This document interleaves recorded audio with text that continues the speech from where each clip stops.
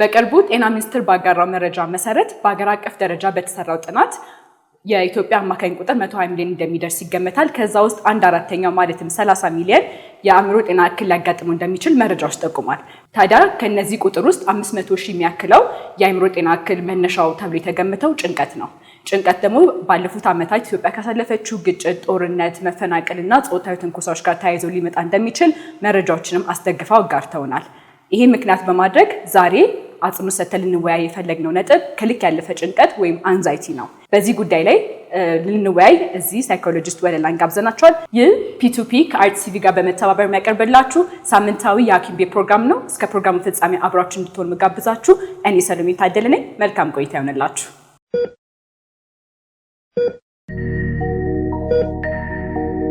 በመጀመሪያ ካለሽ ጊዜ ላይ መተሽ በዚህ ጉዳይ ላይ እንድናወራ ፈቃደኛ ስለሆንሽ ከልብ አድርገን እናመሰግናለን።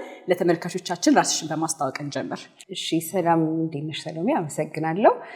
ወለላ እባላለሁ። የሳይኮሎጂ እና የሂውመን ሪሶርስ ማኔጅመንት ምሩቅ ነኝ። ቨርጂኒያ ኮመንዌልት ዩኒቨርሲቲ የሚባል አሜሪካን ሀገር ያለ ትምህርት ቤት ተመርቄ ወደ ሀገሬ ተመልሼ እያገለገልኩ ያለሁኝ ሰው ነኝ። በተለያየ ካፓሲቲ ስነ ልቦና ላይ ሰርቻለሁ። አሁን የምሰራው ያለሁት አሁን ያለንበት ቦታ ላይ ነው። ኮወርኪንግ ስፔስ ነው። ካዛ ወርክስ ይባላል። ካሳንቺስ አካባቢ የሚገኝ ነው። ሰዎች መተው ከቤት የሚሰሩ ሰዎች እዚህ መተው ከሌሎች ሰዎች ጋር አንድ ላይ በመሆን ፋሲሊቲውን በመጠቀም ስራቸውን እንዲሰሩ ነው። ዲጂታሊ ከሚሰሩ ሰዎች ጋር ነው በአብዛኛው ምሰራ ያለሁት ማለት ነው። እናመሰግናለን። መጀመሪያ መግቢያ ላይ ያለውን ጥናት ለተመልካቾቻችን ያጋራው ነበርና ቁጥሩ በጣም አስደንጋጭ ነው። ከ120 ሚሊዮን ህዝብ 1/4 ማለትም 30 ሚሊዮን በአእምሮ ጤና እክል ሊገጥመው ይችላል ተብሎ ውጤቱ ሲነገር በጣም የሚያስፈራ ነው እና ከዛ ውስጥም ደግሞ 500 ሺህ የሚያክለው መነሻው ለጤና እክሉ የጭንቀት እንደሆነ ተነግሯል እና በዚህ ጉዳይ ላይ በመወያየት እንጀምር። እሺ፣ ስለ ዓለም ሁኔታዎች በጣም የማስጨነቅ ሁኔታ አይ ቲንክ በየቤታችን የምናውቀው ነው። በሶሻል ሚዲያ ዙሪያ ግን ዱም ስክሮሊንግ የሚባል አዲስ ተርም አለ። የዓለማችን ሁኔታዎች ከጥሩ ስሜት ማለት ለመከታተል ከመፈለግ እና ሁኔታዎችን ለመቀየር ከለውጥ አባል ለመሆን ከመፈለግ በሚነሳ እንደዚህ አይነት ዜናዎችን በጣም ብዙ ከመከታተል የሚመጣ ጭንቀት አለ ተብሎ ተመዝግቧል። ተርሙን ዱም ስክሮሊንግ እንለዋለን። ስለዚህ በፖዚቲቭ ኢንቴንሽን ስለ ዓለማችን ጉዳይ በማየት ከዛ ግን ወደ ኔጌቲቭ የሆኑ የራስ ስሜቶች የመሄድ ነገር ይታያል እና አንደኛው የጭንቀት ምንጭ ተብሎ የሚመዘገብ ያለ አሁን ይሄ የነገርኩሽ ዱም ስክሮሊንግ የምንለው ነው። በተለይ አሁን ከዱም ስክሮሊንግ ጋር አጽንኦት ሰጥተን እንድንወያይ የፈለኩት ነገር በፊት ነበር ይሄ ምን እንደሆነ ነው እንጂ በማህበረሰቡ ዘንድ ብዙ እውቅና የሌለው ግን በጣም ይሄ ነገር ግን ዱም ስክሮሊንግ የሚባለው ሰዎች ረጅም ጊዜያቸውን ሶሻል ሚዲያ ላይ ሲያውሉት ነው አይደለ? ኮንቲኒየስሊ ምንም ሳያቆሙት ስክሮል ሲያደርጉ ወርዱም የመጣው ከዛ ነው ዱም ስክሮሊንግ ከሚለው። ግን በጣም ደግሞ ገኑ የወጣው ደግሞ ሰው ቤቱ በኮሮና ምክንያት ሲቀመጥ ይሄ ነገር በጣም እየበረታ መጥቷልና መጀመሪያ እንዳልሽው መነሻው እንትን ነው ከጥሩ ኢንቴንሽን ተነስቶ ነው ዓለም እንዴት እየተካሄደ ነው ምን ሀፕን እያደረገ ነው የሚለውን ከማየት አንጻር ነው። በኋላ ግን አንኮንሽስ ምክንያቱም ጭንቅላታችን የተሰራው እንዴት ነው ሁሉ ነገር በሰጠነው ልክ ነው ፋንክሽን የሚያደርገው ወይ ደግሞ የሚሰራው አይደለ? ስለዚህ አሁን ፖዚቲቭ ኢንቴንሽኑን ከማየት አንጻር እየተጠቀምን ሶሻል ሚዲያውን ሳናውቀው ግን ይሄ ቅድም እንዳልኩሽ የጭንቀት፣ ጦርነት፣ ጾታዊ ጥቃት ምናምን እነዚህ ተያያዥ የሆኑ አእምሯችን ኢነርጂውን ሊይዝ የሚችለው ነገር ነው የምናየው አይደለ? ሰው እንዴት ነው አሁን ከዱም ስክሮሊንግ ጋር እንዴት ነው አዌርነስ ክሬት ማድረግ የሚቻለው? እንዴት ነው ደግሞ ኦኬ አሁን በጣም ብዙ ሰዓቴን ሶሻል ሚዲያ ላይ እያጠፋው ነው። ምክንያቱም ማንም ሰው አሁን አንዳንድ ሰው እያወቀም ነው ሶሻል ሚዲያ ላይ ጊዜ ወይኔ ማጥፋት የለብኝም እዚህ ላይ ምናምን እየተባለ ነው የሚቀጥለው እና ስለዚህ ጉዳይ ላይ ትንሽ አጽንኦት ሰጥተን ብንሄድ ብዬ ነው። አዎ እንዳልሽው ሰሎሜ አሁን ቅድም ሜንሽን ያደረግሽው ጥናትም አለ። የተለያዩ ሌሎች ጥናቶችም አሉ ከሶሻል ሚዲያ አጠቃቀም ጋርና ከጭንቀት ጋር የሚያያዙ በጣም ብዙ የተመዘገቡ ሪሰርቾች አሉ። ስፔሻሊ በወጣቱ እድሜ ላይ ያሉ ከ18 እስከ 25 ምናምን ባለው እድሜ ላይ ያሉ ሰዎች ማለት ነው። ዋነኛው ነገር ያው የአእምሯችን ብስለትን በዛን ሰዓት ያለው የአእምሯችን ብስለትና ምንማረውና ምናጠናው ያለነው ነገር ስለ ራሳችንና ስለ አካባቢያችን ከዚህ ከሶሻል ሚዲያው ጋር ከሚመጣው ሜሴጅ ጋር ያው ያለን የራሳችንን አስተያየት እየቀየረው ይመጣል ማለት ነው አይደለ? ሌላው ነገር ደግሞ መቆጣጠር ማንችላቸው ነገሮችን በመመልከት ራሳችንን ማስጨነቅ የሚባል እንትን ውስጥ እንገባለን። ስለዚህ ያው ትልቁን ቦታ የሚወስደው የዚህ የሶሻል ሚዲያ አጠቃቀምና የኛ አጠቃቀሙን አለመቻል የራሳችንን ስሜት መቆጣጠር አለመቻል የሚለው ጋር ይመጣል ማለት ነው። እዚህ ጋር በጣም መወያየት የፈለኩበት ነጥብ ምንድነው? ጭንቀት ሰዋዊ ነው። በቃ ምንም ልንከላከለው ማንችለው ነገር ነው። በህይወት እስካለን ድረስ መጨነቅ፣ መደሰት፣ ስሜቶችን ማስተናገድ ሰዋዊ ነው። ግን መቼ ነው ይሄ ጭንቀት ወይ ደግሞ ኖርማል ስትረስ የምንለው አልፎ ኦኬ አሁን ከልክ ያለፈ ጭንቀት ውስጥ ነኝ ያለሁት ወይ ደግሞ ክሊኒካል አንዛይቲ እየተሰማኝ ነው የምንለው መቼ ነው? ምክንያቱም በመካከል ያለችው መስመር ቀጭን ናት። ካለየናት አሁን ጤናማ የሆነ ጭንቀት ውስጥ ነኝ ያለሁት ወይ ከልክ ያለፈ ጭንቀት ውስጥ ነኝ ያለሁት የሚለው ምን ሲሆን ነው መለየት የምንችለው? ማናችንም እንጨነቃለን አይደለ? ግን ይሄ ኑሯችንን፣ ግንኙነቶቻችንን፣ ህይወታችንን፣ ስራችንን፣ ትምህርታችንን በመጥፎ መንገድ ኢንፍሉዌንስ በሚያደርግ መልኩ ስንጨነቅ ነው። ፎር ኢንስታንስ አሁን ለምሳሌ የሆነ ስራ ኖሮኝ ነገር ስለዛ ስራ ወደፊት በጣም ዛሬ ላይ ሆኜ ስለ ነገ ኤክሴሲቭሊ ተጨንቄ ከዛ ነገ ደግሞ ያንን ኃላፊነቴን መወጣት እስካልችል ድረስ ወይንም ደግሞ ፓኒክ አታክ የምንለው አለ አይደለ? ይሄ ራስን መቆጣጠር አለመቻል፣ በጣም ቶሎ ልብ ይመታል፣ መረጋጋት አለመቻል ወደሚለው ስንመጣ ያኔ ክሊኒካል አንዛይቲ የሚለው ወይንም ደግሞ ዳያግኖስ ተደርጎ በደንብ በትሪትመንት ወይ በቴራፒ ወይንም ደግሞ በመድኃኒት ትሪት የሚደረግ ኮንዲሽን ይሆናል ማለት ነው። ለምን ከኖርማል ፋንክሽናችን ያስወጣንና ህይወታችንን ይቆጣጠረዋል ማለት ነው። ስለዚህ አሁን ከልክ ያለፈ ጭንቀት ወይ አንዛይቲ የምንለው ነገር አንድ ሰው ይህ ስሜት እየተሰማው እንደሆነ ለመመልከት ራሱንም ለመፈተሽ ምን አይነት ስሜታዊና አካላዊ ምልክቶችን ያሳየናል? በዋነኝነት ይሄ በጣም ኤክሴሲቭሊ ወደፊት ስለሚመጣው ገና ስላልመጣው ነገር በጣም ብዙ ጊዜያችንን መፍጀት በቀናችን ውስጥ ማለት ነው። ሌላኛው ነገር ደግሞ ይሄ ራሳችንን በጣም ኔጌቲቭ ቶክ የምንለው ነገር አለ አይደለ? ራሳችንን በመጥፎ መልኩ ያ ጭንቀት እኮ የሚመጣው ከፍርሃት ነው አይደለ? የሆነ ነገር ነገ ሰው ያቅብኛል እንትን የሆነ ጉድለት እንዳለኝ ወይ የሆነ ሰው ፊት እሳሳታለሁ ምናምን የሚል ኮንትሮል ማድረግ በማንችለው መልኩ ገና ሳንደርስ እዛ ቦታ ላይ ስለዛ ነገር በጣም ወደፊት ማሰብ። ሌላኛው ነገር ደግሞ ያው አንዛይቲ ይሄ የጭንቀት ስሜት ሲሰማን በጣም የመሯሯጥ የመፈጣጠን አንድ ቦታ አርፎ መቀመጥ አለመቻል፣ ፎከስ ማድረግ አለመቻል፣ በጣም ስለ ወደፊቱ ከመጨነቅ ብዛት አሁን የምናደርገውን ራሱ ፕሬዘንት ሆነን ማድረግ አለመቻል የአንዛይቲ ሌላኛው ምልክት ነው። ይሄ በሰውነታችን ላይ ደግሞ የምናያቸው ይሄ ፊዚዮሎጂካል የምንለው ሲምፕተሙ ደግሞ ልብ ቶሎ መምታት፣ ማላብ፣ መንተባተብ፣ አፍ ይድርቅ ይላል። እንደዚህ አይነት ምልክቶች አሉት ማለት ነው። ምክንያቱም አሁን እዚህ ጋር ስትናገሪ በጣም አቴንሽን ግራብ ያደረገው ነገር ምንድነው? በጣም ከመጨነቃችን የተነሳ በኖርማል ሁኔታ ውስጥ ሆነን ማከናወን የምንችለውን የስራ ኃላፊነቶቻችን ራሱ በጣም ከመቆይ ባይሳካልኝስ ወይ ዲሊቨር ባላደርገውስ ወይ ደግሞ በሚፈልገው ደረጃ ማሳካት ካልቻልኩ ብለን ከመስራት ይልቅ እጅና እግራችን አጣጥፈን ነው የሚያስቀምጠን። ዋናው በቃ ብዙ አይነት አሉታዊ ተጽዕኖች አሉ፣ ግን ይሄኛው የሚጠቀስ ነው። ይሄ ደግሞ ተያይዞ ደግሞ ፕሮዳክቲቪቲያችን ላይ ተመልሶ ይመጣል ማለት ነው። ከዚህ ጋር መጨመር የምፈልገው ነጥብ ይሄ ከልክ ያለፈ ጭንቀት ወይ አንዛይቲ በሚገባ በትሪት ካላደረግን ወይ ደግሞ አስፈላጊውን እገዛ ካላገኘን ቀስ ብሎ ወደ ድባቴ ወይ ደግሞ ዲፕሬሽን ወደሚለው መሄዱ አይቀርም እና የተለያዩ ጥናቶችን እያየው ነበር እና ምን ይላል ድባቴ በጣም የሚስተዋለው አሁን በተለይ በወጣቱ ዘንድ ነው እና በ2024 ላይ ሲስተማቲክ ሪቪው እና ሜታ አናሊሲስ መሰረት የተሰራ ጥናት ግኝቱ ምን ይላል? ከ3 ወጣት አንድ ወጣት ማለትም በፐርሰንት ስናሰላው 35% የሚያክለው የድባቴ ስሜት እንደሚሰማው። ይሄ ቁጥር ትንሽ አይደለም። አሁን ለምሳሌ ዛሬ ከምናገኛቸው እድሜ ክልሉ ደግሞ የሚገርመው ከ10 እስከ 24 ዓመት እድሜ ክልል ውስጥ የሚገኝ ወጣት ውስጥ 3 ወጣት ብታገኝ ጥናቱ ምንድነው የሚለን? ከ3ቱ አንዱ የድባቴ ስሜት እየተሰማ ሊሆን ይችላል እና አንዛይቲ የምንለው ወይ ደግሞ ከልክ ያለፈ ጭንቀት እና ድባቴ ያላቸው ትስስር ምንድነው? በጣም ጥሩ ጥያቄ ነው። አንዛይቲ እንዳልኩሽ ፍርሃት ነው።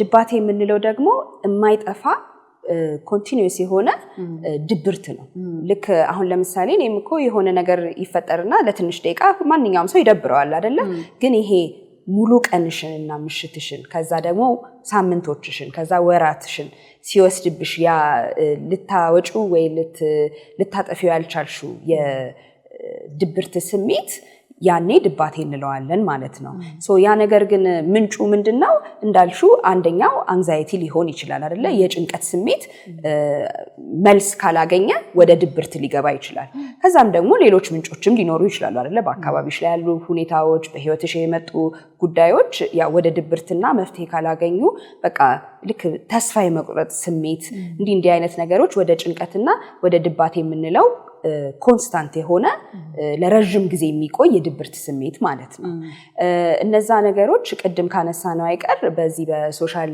ሚዲያ አኳያ ትልቁን ቦታ የሚወስደው ወጣቶች ላይ ለሚታየው ድባቴ ሶሻል ሚዲያ ነው አይደለ ለምን ገና አክሰስ ባደረግሽው ቁጥር በከፈትሽው ቁጥር የሳታስቢው የሰውን ህይወት ጭንቅላትሽ በአንኮንሽስ በሆነ መልኩ ይሄ ከፊት ለፊት ከምታስቢ ሳይሆን ከጀርባ ባለው መልኩ ራስሽን አንድ ቦታ ላይ እያስቀመጥሽው ነው ወይ ከዛ ከምታየው ነገር ከፍ አድርገሽ ወይ ከዛ ካየሽው ነገር ዝቅ አድርገሽ አይደለ ያ ነገር ኮንቲኒዩስ ሲሆን ለረጅም ሰዓታት አይደለ አሁን አይ ቲንክ ዳታው የሚለው ወደ 4 ሰዓት 5 ሰዓት ነው ሰው ሶሻል ሚዲያ የሚጠቀመው አቨሬጅ ሰው ማለት ነው እና ሙሉ ሰዓቱን ራስሽን ከሌሎች ሰዎች ጋር እያወዳደርሹ ነው ያለሽው ሶ ኦፍ ኮርስ ሁሉ ነገር ማንንም ሰው የለውም አይደለ ስለዚህ ብዙ ነገር ያለው ሰው ለራሱ ድብርት ውስጥ ሊገባ ይችላል ማለት ነው እንደዚህ አይነት ማወዳደር ይሄ ደግሞ ከጭንቅላታችን ጀርባ አውቀን ሳይሆን ሳናውቅ ናቹራሊ ጭንቅላታችን የሚያደርገው ነገር ነው ምሳሌ ለመስጠት ያህል አሁን ለምሳሌ ልጆች አንድ ታላቅ ወንድም ወይ ታላቅ እህት ያለችው ልጅ ለመራመድ ዳዴ እያለ እንኳን ታላቁ የአንድ አመት ምናምን ከሆነ ልዩነታቸው እነሱን በማየት ራሱ ተራመደ ምናምን እንለው አይደለም ናቹራሊ ጭንቅላታችን ያወዳድራል ከተወለድን ጀምሮ ማለት ነው ስለዚህ በዚህ በሶሻል ሚዲያ ምክንያት ደግሞ ያው የሌሎችን ሰዎች ስራና ህይወት ነው የምናየው አይደለ ስለዚህ ኮንስታንትሊ እያወዳደርን መጣና ወደዚህ ድባቴ ወደሚለው ቦታ ሊወስደን ይችላል ማለት ነው ማኔጅ ካላደረግን ግን እዚህ ጋር ደግሞ ድጋሚ እንድትጨምሪልኝ ፈልገው ነጥብ ከዚህ በፊትም ስለዚህ ስራ አይምሮ ጤና እኔና አንቺ ኮንቨርሴሽን በነበረን ጊዜያቶች ምን ብለሽኝ ነበረ በጣም ተመልካቾችን ቢያውቅ በጣም ይጠቀሙበታል ብዬ ማስበው በፊት አሁን ህፃን እያለን ቲቪ ስናይ የሆነ ሪስትሪክትድ ታይም አለ አይደለ ወይ ከትምህርት በኋላ ፈተና ሲኖር አይቻልም ምናምን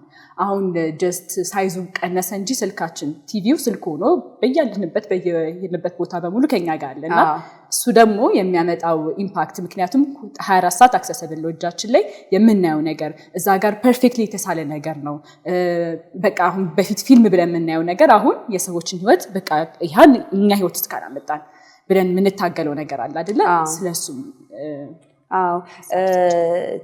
ቲቪ ድሮ ያው አንድ ለቤት ነው ያለው አይደለ ከዛ በኋላ ያው በቴክኖሎጂ አኳያ ሁላችንም ቲቪ ላይ የምናገኛቸውን ነገሮች ብለሙ ከዛም በላይ በየስልካችን ከ14 13 አመት ጀምሮ ልጆች አሁንም ይይዙታል ሁላችንም ኖረን ማለት ነው አይደለ ግን አትሊስት ፊልም ላይ ልክ ካለቀ በኋላ ማን እንደቀረጸው ማን እንደተወነበት ፕሮዳክሽን እንደሆነ ይነግረናል አይደለ ምሳሌ ልስጥሽ ቲክቶክ ላይ አሁን ለምሳሌ ቪዲዮ እናይና ካሜራ ከጀርባ እንዳለና ታስቦበት እንደተቀረጸ እንኳን በመንረሳበት መልኩ አይደለ ፕሮዳክሽን ነው እሱም ማለት ነው ሶ ይሄ በፊት ፊልም ነው ብለን የምንተው አለ አይደለ ሊያስለቅሰንም ሊያስደስተንም እኮ ይችላል ግን ፊልም ነው አይደለ አሁን ግን ያንን በማናይበት መልኩ ክሬዲት በማይሰጥበት መልኩ ፕሮዳክሽኖችን ኮንስታንትሊ ኮንሱም እናደርጋለን ማለት ነው ስለዚህ ራሳችንን ሁሉ ጊዜ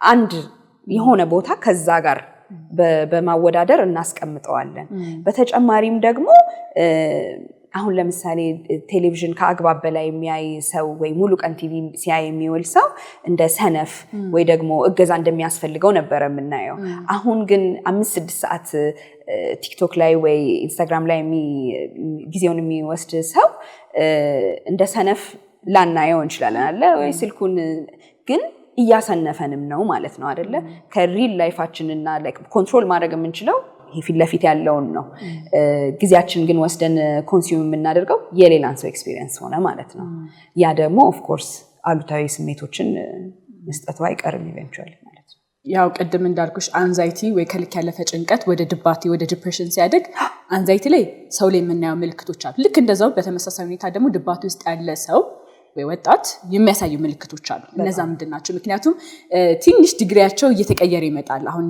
አንዛይቲ ፌስ ስናደርግና ይሄ ከልክ ያለፈ ጭንቀት ውስጥ ስናልፍ የምናሳያቸው ምልክቶች በተወሰነ መልኩ ከድባቴ ጋር ሊመሳሰሉ ይችላሉ ግን አይ ይሄ በቃ ይሄ ነገር ከሩ ወደ ድባቴ ያደገ ነው ምንለው የራሱ የሆነ ምልክቶች አሉ እነሱ ምንድናቸው አዎ ድባቴ ምልክቶቹ ይሄ ድብርት ይሄ ዝም ማለት ከራስ ጋር የመሆን ቀስ ማለት ከአልጋ መውጣት ያለ መቻል ሰዎችን በጣም አቮይድ ማድረግ ለብቻ መሆንን መምረጥ አለ አይደለ ራስን አለ መጠበቅ ንጽህና ወደ አለ መጠበቅም ይገባል አይደለ ራስን ቦታ ካለ መስጠት የሚመጣ ጭንቀት ጋር ስንሄድ ግን እንደ ባትሪ ድንጋይ ቁንጥጥጥ ያለሽ ትጨነቅ ያለሽ በጣም ወደፊት ግን ደግሞ የሆነ አክቲቭም ነሽ ምናምን ለምን ለሁሉ ነገር የተሻለ ነገር ስለ ወደፊት አይደለ ጭንቀት ብለን ያወራነው ዋነኛው ምልክቱ ወደፊትን በጣም ወደ ማሰብ ስለዚህ ያንን የወደፊቱን ለማስተካከል ይሄ የመሯሯጥ ነገር ነው የሚታየው ድባቴ ላይ ደግሞ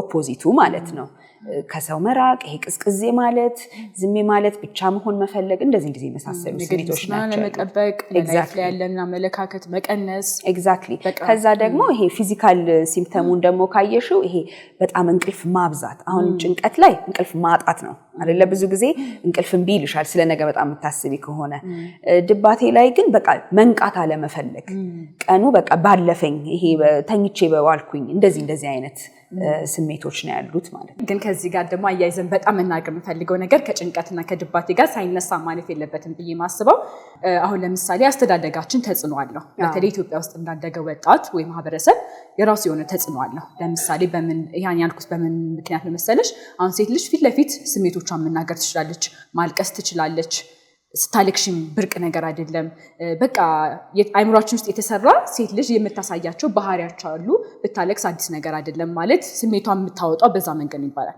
በተቃራኒ ደግሞ በአንጻሩ ስንመለከት ወንድ ልጅ ሰዎች በተሰበሰበበት ቦታ ላይ ማልቀስ አይነገረውም እንደውም ቆፍጠን በል አንተ ጠንካራ ነው መሆን ያለብህ ወንድ አይደለ እንዴ ምናምን ይባላል እንደውም ያለቅስ እንደውም ምንድነው አንተ እንደ ሴት የምታለቅሰው ተብሎም ራሱ የራሱ የሆነ ሌብል ይደረግበታልና ይሄኛው አድጎ አሁን ከምንለው ጋር ከወንድ የአእምሮ ጤና ጋር ኢፌክት አለ ወይ እንደዚህ ተብለን ማደጋችን ከዛ በኋላ ከዚህ ጋርም ደግሞ አያይዘሽ ስለ ወንዶች የጭንቅላት ጤና ጋር ምትይው ሐሳብ ካለ አዎ በጣም ልክ ነው ወንዶችና ሴቶችን የምናሳድግበት መንገድ በጣም ይለያያል አይደለ ሴቶች በጣም ይሄ ስነ ልቦናቸውን በጣም ኦቨር እንደውም እንደሚያዳምጡ ራሳቸውን ትንሽ መቆጣጠር እንደሚያቅታቸው ስሜታቸውን መቆጣጠር እንደሚያቅታቸው እንደዚህ አይነት ስቴሪዮታይፖችን ነው የምናየው አይደለ ወንዶች ጋር ደግሞ በተቃራኒው እንዳልሽው ዋናው ኦፍ ኮርስ ያው የምናሳድግበት ልጆችን የምናሳድግበት መንገድ ነው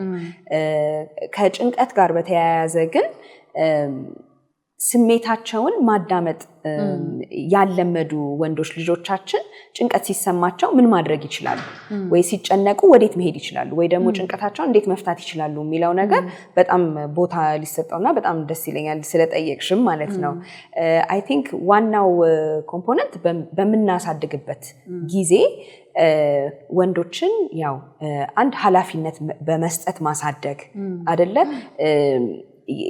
ለራሳቸው ብቻ ሳይሆን ለአካባቢያቸው ከልጅነት ማሰብ እንዲጀምሩ ማሰልጠን እንችላለን ሁለተኛው ነገር ያው ሜንተርሺፕ የሚባለው ነገር ነው አይደለ ይሄ ጾታም አይለይም ግን ለወንዶች በጣም ኢፌክቲቭ ሆኖ ይገኛል ለምን አሁን አንድ ሴት ልጅ ያቃጥላል ብትያት አንቺ ስትቃጠ ካየች በቂዋ ነው ለመማር አይደለ ወንድ ልጅ ግን ግዴታ መቃጠል ይኖርበታል አይደለ ይሄ just ባዮሎጂያችን ነው ስለዚህ ያንን አቮይድ ለማድረግ ግን ምን ይመከራል ሜንተርሺፕ የሚባለው ነገር ሲያድጉ መሆን የሚፈልጉትን ወንድ ሆኖ መሆን የሚፈልጉት አይነት ሰው ጋይድ እያደረጋቸው ቢያድጉ በጣም ጠቃሚ ሪዛልት እንደሚያሳይ ይታያል በሪሰርችም ማለት ነው ሶ በኮሚኒቲ ውስጥም ሊሆን ይችላል በቤተሰባቸውም በአካባቢያቸውም በትምህርት ቤታቸውም ጥሩ ሶሻል አቋም ያለው አይደለ አእምሮአዊም ጤና ያለው ለአካባቢም ኃላፊነት ያለው ሮል ሞዴል ቢኖራቸው በጣም ጠቃሚ ነው ይባላል እንደዚህ አይነት ስሜቶች ሲሰማቸው እንደዚህ አይነት ጭንቀቶች ሲኖራቸው መሄድ የሚችሉበት ቦታ ማለት ነው ሌላኛው ነገር ደግሞ ኮሙኒኬት ማድረግ ፖዚቲቭ ኢምፓክት እንዳለው ፖዚቲቭ አውትካም ደግሞ ማግኘት እንደሚቻል ከመነጋገር ብቻ እያስተማርናቸው ብናድግ አእምሮአቸውም ስነ ልቦናዊ ዕውቀታቸው ሰፋ ያለና አዌርነሳቸው ስለ ራሳቸው ስሜት እያወቁ ያድጋሉ ማለት ነው ስለዚህ ከዛ ስታድጊ ያው አይከብድሽም ቢከብድሽም ደግሞ የራስሽ ቱሎች አሉሽ ከራስሽ ጋር በጣም ከውስጥሽ ጋር ስለምትተዋወቂ በጥሩ መንገድ ራስሽን ማከም ትችያለሽ ማለት ነው ሶ እንደዚህ አይነት ቱሎች አሉ ለወንዶችን ያው ይሄ ስነልቦናዊ አዌርነሳቸውን ትንሽ ኢንክሪስ አድርገው ራሳቸውን በደንብ ማከም እንዲችሉ ስነልቦናቸውን ማከም እንዲችሉ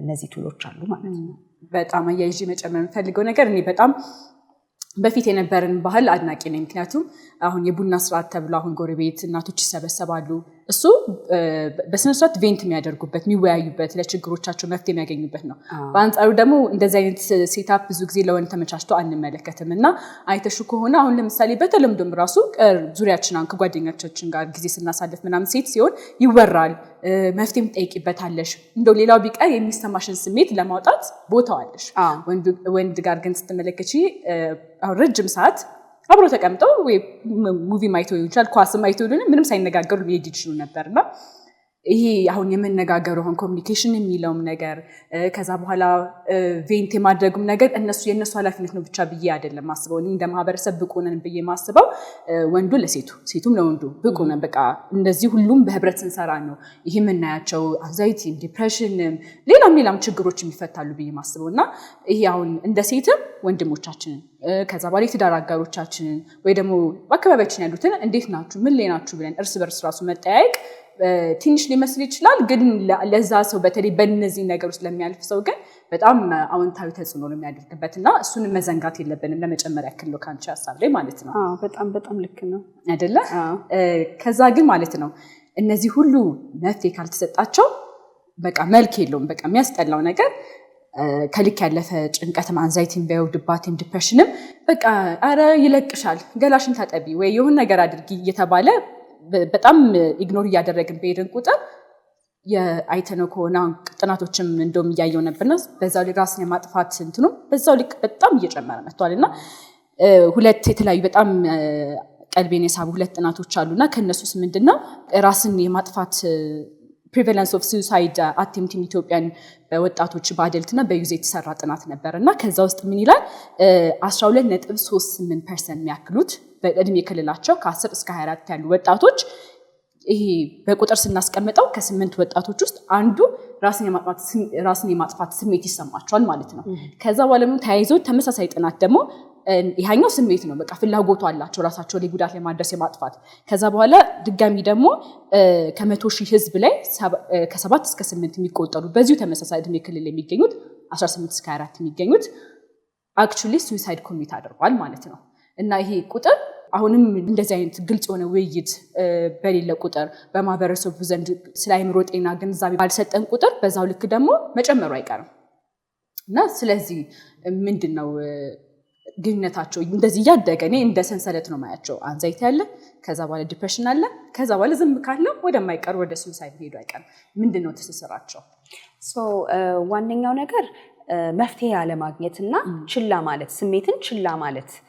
ይሄ ደግሞ ከባህላችንም ከተለያዩ ነገሮችም ሊመጣ ይችላል አይደለ ምናልባት ቦታውም ጊዜውም አቅሙም ላይኖርሽ ይችላል አይደለ ጭንቀትሽን አድሬስ ለማድረግ ወይ ደግሞ ቴራፒ ለማግኘት እንዲህ አይነት ነገሮች አሉ በዋነኝነት ወደ ሱሳይድ ሊወስደን የሚችለው እነዚህ ጭንቀትን ድባቴንም ችላ ብሎ መፍትሄ ሳያገኙ ልክ በቃ ነገ ይሻለኛል ነገ ይተወኛል እንዳልሹ ወይ ገላይን ልታጠብ ወይ ተኝቼ ልነሳ እንደዚህ አይነት ያሉ ልምዶች አሉ በተለምዶ ከልጅነታችን የሚመጡ አይደለ ከሆነ ሰው ጋር ተጣልተሽ በቃ ግቢና ተኝበት እንደዚህ አይነት ስለዚህ ችግር ሲፈጠር ምንድነው በልጅነታችን የተማርነው መፍትሄ ተብሎ ወይ መተኛት ይሆናል ወይ ወጥቶ መጫወት ይሆናል ልክ ያ ነገር ሀፕን እንዳላደረገ እንጂ ስሜታችን አስበንበት ራሳችን አይ እንደዚህ ከሆነ ነው ብለን ስሜታችን አረጋግቶ ወደ ሌላ ነገር ማለፍን ከልጅነታችን ካልተማር ነው ከየት ይመጣል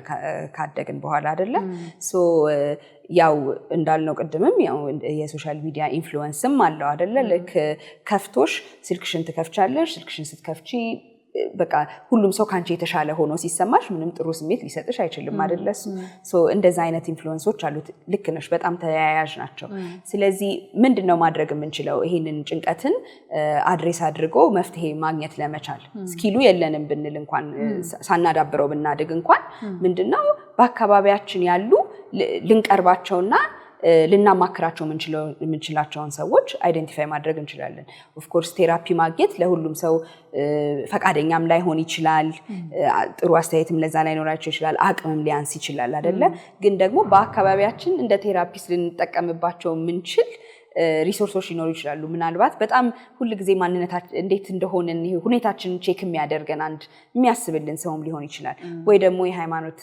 አባትም ሊሆን ይችላል ወይ ጎረቤትም ሊሆን ይችላል ስሜታችን ተረጋግቶ ራሳችን መግለጽ የምንችልበትን ሰው ግን አይደንቲፋይ አድርገን ወደዛ ሰው መሄድና መሳብ የራሳችን ኃላፊነት ይሆናል ማለት ነው ኦፍ ኮርስ ደግሞ ሶሻል ሚዲያው ደግሞ በጣም ብዙ ፖዚቲቭ ሪሶርሶችም አሉት አይደለ ከዚህ ጋር ያይዝሽ እንደመናገር ፈልገው በዛው እነዚህ ነገሮችን እንዴት ነው ትሪት ማድረግ ምንችለው መፍትሄዎች ውስጥ ምንድናቸው የሚለውንም አያይዘሽ እንትን በይለ እንዳልኩሽ ሶሻል ሚዲያ ላይ በጣም ብዙ ፖዚቲቭ ሜሴጅ የሚያስተላልፉ ሰዎች አሉ ኮፒንግ ሜካኒዝሞች ማለት እነዚህን የጭንቀት ጊዜዎችን ወይ ድብርት ስሜቶችን እንዴት ማለፍ እንደምንችል ፕሮፌሽናሎች የሆኑ በነፃ ሪሶርሱ አለ እነዛ ነገሮች ላይ ጊዜያችንን ማሳለፍ ከዛ ደግሞ መጻፍ ጆርናሊንግ እንለዋለን አይደለ ለድባቴም ለጭንቀትም በጣም ሰክሰስፉል ሆኖ የተገኘ አንደኛው የመፍትሄ ጆርናል አድርጎ አሁን ምንድነው የሚሰማኝ ያለው ደስተኛ ሲሆን ምንድነው የሚሰማኝ ያለው ስጨነቅ ምንድነው የሚሰማኝ ያለው ሌላ ሰው ጋር ከመሮጥ ሪሶርሱ ከሌለን በወረቀት ራሳችን ጽፈን ከዛ ከሳምንት በኋላ ወይ ከ15 ቀን በኋላ እነዛን ነገሮች የጻፍናቸውን ነገሮች ስናይ ምን እንደሚያስደስተንና ምን እንደሚያስጨንቀን በዛው ጋር ማግኘት እንችላለን ከዛ በኋላ እነዛን ነገሮች እንዴት አቮይድ ማድረግ እንዳለብን ወይ ደግሞ እንዴት መጠቀም እንደምንችል ራሳችንን እንደማከም ማለት ነው ስለዚህ just because ቴራፒ ማግኘት ስላልቻልን ወይ ሐኪም ጋር ስላልሄድን ራሳችንን ትሪት ለማድረግ አንችልም ማለት አይደለም ግን ያው በተለያየ ምክንያት ወደ suicidal thoughts ደግሞ ከመጣን of course ግዴታ ወደ ቴራፒ መሄድ ይኖርብናል ማለት ነው ለምን ያው የህይወት ጉዳይ ነው በተለየ መልኩ ደግሞ አሉ አንዳንድ ስኪሎች ለምሳሌ ኤክሰርሳይዝ ማድረግ ዳይታችንን ማስተካከል አሁን ለምሳሌ ድባቴ ሲኖር ያው የአበላላችን እንትን መንገድ ይቀየራል አንዳንድ ሰው በጣም ምግብ ያስጠላዋል አይደለ አንዳንድ ሰው ደግሞ በጣም ኦቨር መብላት ይጀምራል አይደለ ሶ እንደነዚህ አይነት ነገሮችን በማስተካከል ራሳችንን ወደ ማከም መሄድ እንችላለን ማለት ነው እሱ ላይ ለመጨመር ደግሞ አሁን ልክ እንደማንኛውም በሽታውን ለምሳሌ ጨጓራ ሲያመን ሆዳችንን ሲያመን ሄደን ሆስፒታል ሄደን ለህመማችን መፍትሄ እንደምናገኝ ሁሉ እንደዚህ አይነት ስሜት እየተሰማኝ ነው እና እገዛ ያስፈልገኛል ማለት ይሄ ኖርም አይደለም በቃ ይሄ ከማህበረሰባችን አስተሳሰብ አንፃር ነው ግን ምናምን አለው ማህበረሰባችን በጣም እየተቀየረ ነው ግንዛቤው እየተቀየረ ነው ግን ከዚህም በላይ መስራት ይጠበቅብናል ምክንያቱም በሱሳይድ የምናጣው የወጣት ቁጥር ይሄ ነው ማይባል ነው ማለት ዛሬ ሰርቶ ለነገር ይሁን ነገር ለቤተሰቡም ለራሱም ለሀገሩም ኮንትሪቢዩት የሚያደርግ ሰም ትኩሳይ ነው ያጣን ያለ ነውና ሄዶ እገዛ መጠየቅ አልቻልኩም ማለት ይሄ ስሜት እየተሰማኝ ነው ኢቭን ራስን የማጥፋት ስሜት ወደ ጭንቅላቴ እየመጣ ነው ምን ማድረግ አለብኝ ብሎ መጠየቅ ራሱ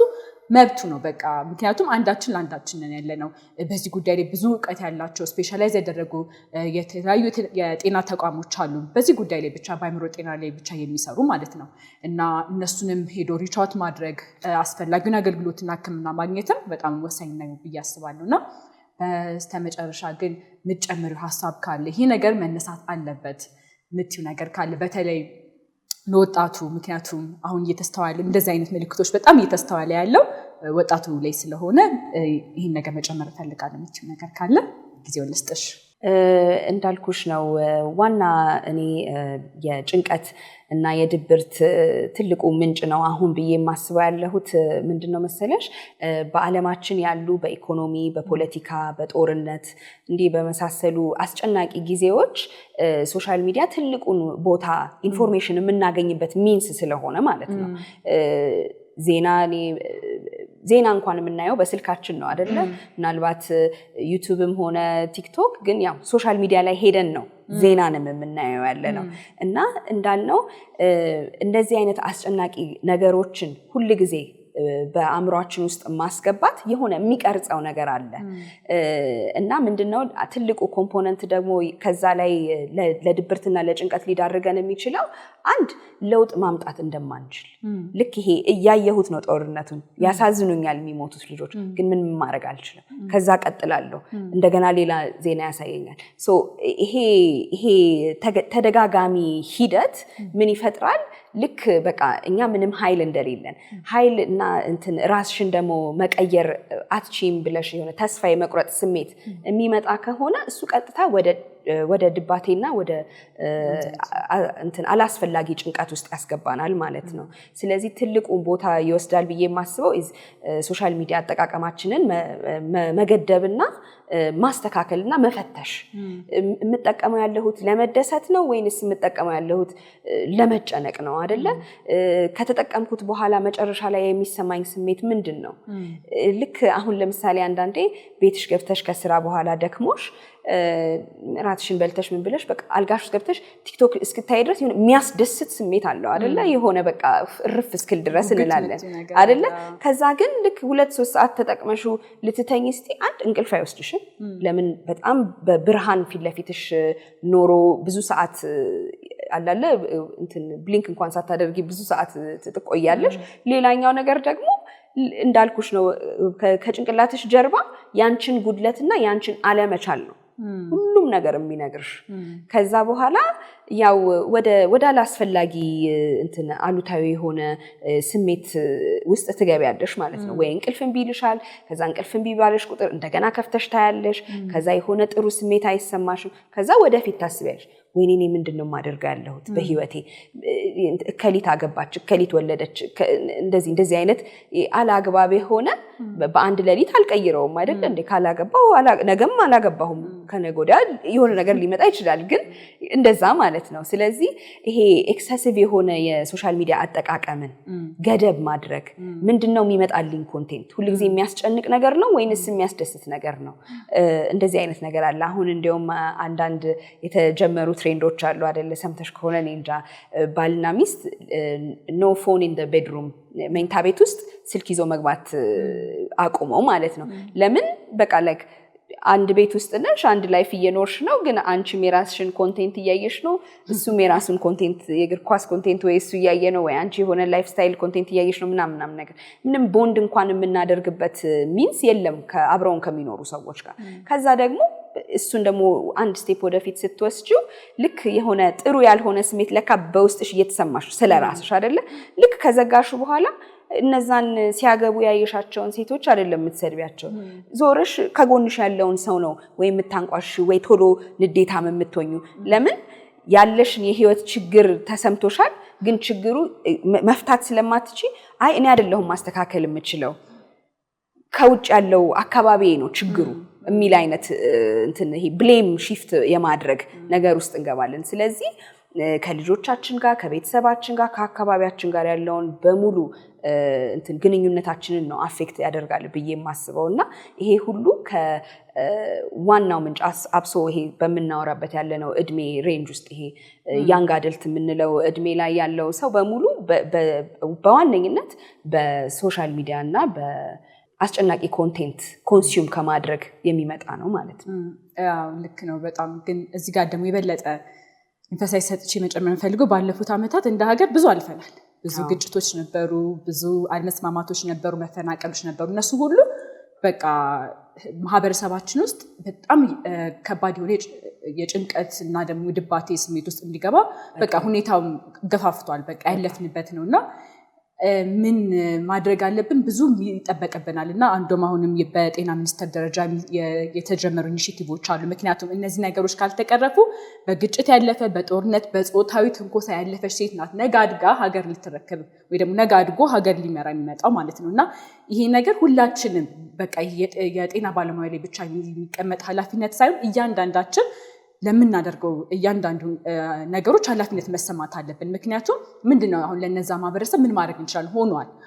ያ ግጭቱም ጦርነቱም ጾታዊ ትንኮሳም ሆኗል። ባይሆን በጣም ደስተኛ ነበርን፣ ግን ስለሆነ ምን አይነት እገዛ ማድረግ እንችላለን?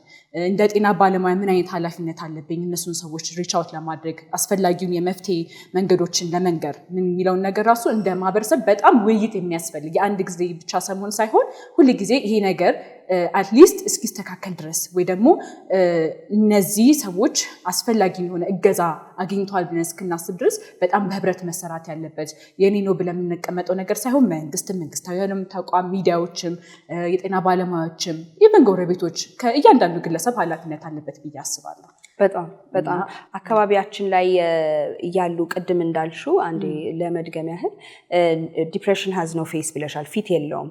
ስለዚህ እዚህ መጥቶ በጣም ደስተኛ የሚመስል ሰው አንዳንዴ ሰፈር እኮ አይቼው ነበረ፣ ትናንት እኮ ደህና ነበረ፣ ዛሬ እንትን የሆነ ነገር ተፈጠረ ምናምን የሚል ነገሮች እንሰማለን አይደለ? ስለዚህ እዛ ሰው ላይ ብቻ ሳይሆን ኃላፊነቱ እኛም እንደ ማህበረሰብ ቼክ መደራረግ የኔ በጣም ይሄ ኔጌቲቭ የሆነ ዜና የማዳመጥ ልምድ ካሳሰበሽ መጥቶ ወለላ እንዴት ነው በምን ልርዳሽ እስኪ የሆነ ነገር እናድርግ ጊዜያችንን እስኪ በሌላ ነገር እናሳልፍ የሚል የመረዳዳት ስሜት በማህበረሰቡ በሙሉ በጣም ጠቃሚ ነው ብዬ አስባለሁ። በመሃል ሰዎች እንዳያመጡ ማለት ነው። በጣም አመሰግናለሁ። በጣም ቆንጆ ቆይታ ነበር የነበረን እና አይ ሆፕ ሌላም ደግሞ ርዕሶችን ይዘን ሌላም ደግሞ ዲስከሽን ታይም ይኖረናል ብዬ አስባለሁ። ተመልካቾቻችን ለመጨመር ያክል በዚህ ውስጥ የምናልፈው እያንዳንዳችን ብቻችን አይደለንም። እርስ በርሳችን አለንልሽ አለሁል ማለት አለብን። አካባቢያችን ያሉ ጓደኞቻችን ሊሆን ይችላል፣ የትዳር አጋሮቻችን፣ በዙሪያችን ያሉ ሰዎች እንዴት ናችሁ ብለን መጠየቅ ነገ ላይ ከምናስበው በላይ ልንጠቅማቸው እንችላለን እና ብቻችን አይደለንም። ይሄን ነገር ሊሰማኝ ይችላል። ሰው ነን፣ ጭንቀት አለ፣ ድባቴ አለ። ነገር ግን ነገም ደግሞ አዲስ ቀን ነው፣ አዲስ ተስፋ ነውና ይሄን እያሰብን ደግሞ እንደዚህ አይነት ስሜት ሲሰማችሁ ደግሞ አቅራቢያችሁ ወዳለ የጤና ተቋም በመሄድ አስፈላጊ የምክር አገልግሎትና ሕክምና ማግኘት ደግሞ መዘንጋት እንደሌለባችሁ ለማስታወስ ያክል ነው። የነበረን ቆይታ ከልብ አድርገን እናመሰግናለን። ተመልካቾቻችን የዚህ ሳምንት የሐኪም ቤት ፕሮግራማችን ይመስል ነበረ። ይህን የቀረጻ ቦታ የተባበረን ካዛወርክን ከልብ አድርገን እናመሰግናለን። እንደምትመለከቱት ቅድምም በኢንተርቪዋችን ሜንሽን ለማድረግ አስበን ነበረ። ብዙ ሰው አሁን ከዲጂታል ጋር የተያዘ ቤቱ ነው የሚሰራው። ግን እንደዚህ አይነት ስፔሶች ላይ ሲኖር አንድም የታለመው ወጣቶች እዚህ አብሮ እንዲሰበሰቡ የራሱ የሆነ አዲስ ኮሚኒቲ እንዲያገኙ የሚወያዩበት የሚሰሩበት ኢፌክቲቭነሳቸውን የሚጨምር ተደርጎ የተሰራ ሴታፕ ነው እና መገኛቸውም ካሳንቺስ መናኸሪያ ረዴት ህንፃ 5ኛ ፎቅ ነው። እየመጣችሁ ትጠቀሙበታላችሁ። ብዙ አይነት ሰዎችን ታገኙበታላችሁ። ፕሮዳክቲቭ ትሆናላችሁ ብለን እናስባለን። ሳምንት በሌላ ፕሮግራም በሌላ ርዕሰ ጉዳይ እስክንገናኝ ድረስ መልካም ሳምንት ይሁንላችሁ።